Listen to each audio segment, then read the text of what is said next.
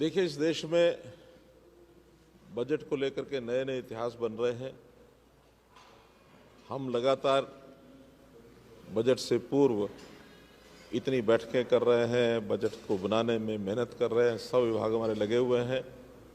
और एक इतिहास ऐसा भी है कि हमारे पड़ोसी प्रदेश में बजट को पढ़ने का भी मुख्यमंत्री को अवसर नहीं मिलता और वो पिछले साल का बजट पढ़ना शुरू कर देते हैं।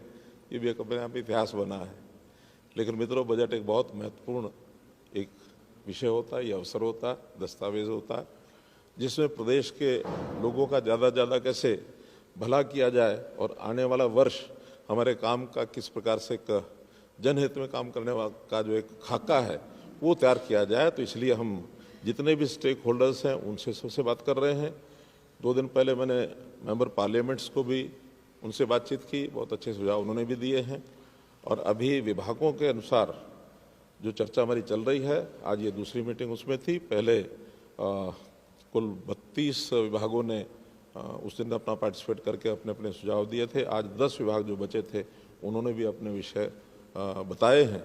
अब ये निर्णय करने का विषय बाद में रहेगा। एक हमने जो फाइनेंस कमेटी, फाइनेंस सेक्रेटरी के साथ मिल बैठ करके हमारे जो सीएमओ के लोग हैं और बाकी सब मिल करके कि उन सुझाव में कौन कौन से ज़्यादा एडजस्ट किए जा सकते हैं, उनको सबको एडजस्ट करेंगे और एक अच्छा बजट जो विकास का बजट भी होगा और जो जनता की सेवा के नाते से जितना भी सर्विसेज सेक्टर हैं उसके लिए भी एक अच्छा बजट होगा, ऐसा मैं आपको विश्वास दिलाता हूँ।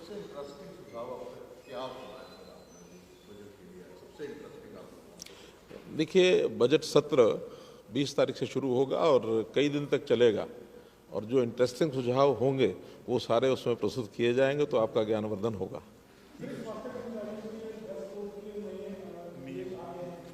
हर हॉस्पिटल में से कर्मचारी हैं, उनसे डॉक्टर्स हैं, सब ड्रेस कोड में रहे और ड्रेस कोड में इस तरह के कपड़े ना पहन के आए कि जो स्टाइलिश टाइप के कपड़े हो, तो उसके लिए क्या कहेंगे सर, इससे क्या फायदा? हर विभाग अपने नए नए सिस्टम से जनता को जो अच्छा लगे और जनहित में भी हो और डिसिप्लिन भी आए, ऐसे बहुत प्रयोग हम पहले भी किए हैं, आगे भी करेंगे। और अगर इस प्रकार का हेल्थ डिपार्टमेंट में इस प्रकार का कोई विषय आगे बढ़ा है तो अच्छा है, सराहनीय है। सर, इसी में नए जो 25 की भर्ती के लिए विज्ञापन भी जारी किया, एक भर्ती प्रक्रिया को पूरा भी किया है।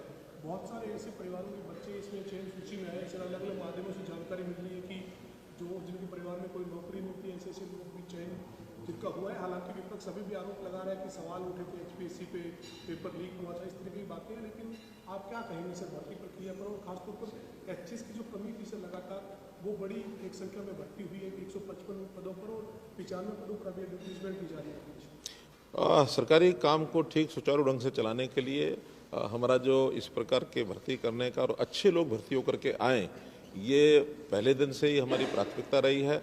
जैसे पहले भर्तियां होती थी, कोई सिफारिश से हो गई, कहीं और किसी प्रकार के अनफेयर मीन्स के माध्यम से जो भर्तियां चलती थी उसको हमने प्राय बंद कर दिया है। और जहां कहीं हमको पता लगता है उसमें हम सख्त निर्णय भी लेते हैं, उनके खिलाफ कार्रवाई भी करते हैं। अभी हमारे अपने समय में चाहे कोई गलती हुई होगी, चाहे उससे पहले गलतियाँ हुई हैं, हम कभी किसी को बख्शते नहीं हैं और दोषी को ज़रूर पकड़ करके उसको सलाखों के पीछे डालते हैं। पिछले साल मात्र में लगभग 650 लोगों को हमने अरेस्ट किया था, जो इस प्रकार के नकल के केसेस में या कई प्रकार के हथकंडे करते हुए जो पकड़े गए थे। तो इसलिए अब फेयर भर्तियां जो होती हैं उस समय भी विपक्ष को तकलीफ हो जाती है कि फेयर भर्तियां भी क्यों हो रही हैं। तो इसलिए फेयर भर्ती के लिए सब कुछ करेंगे, हम अपनी ओर से भी करेंगे और मैं कहता हूँ विपक्ष भी कोई अच्छा सुझाव देगा उसको भी मानेंगे। हमारी जो भर्तियाँ होती हैं वो सरकारी कर्मचारी लगभग 30 से 35 साल तक प्रदेश की जनता की सेवा करता है, तो इसलिए अच्छे लोग आएंगे तो जनता को उसका लाभ होगा।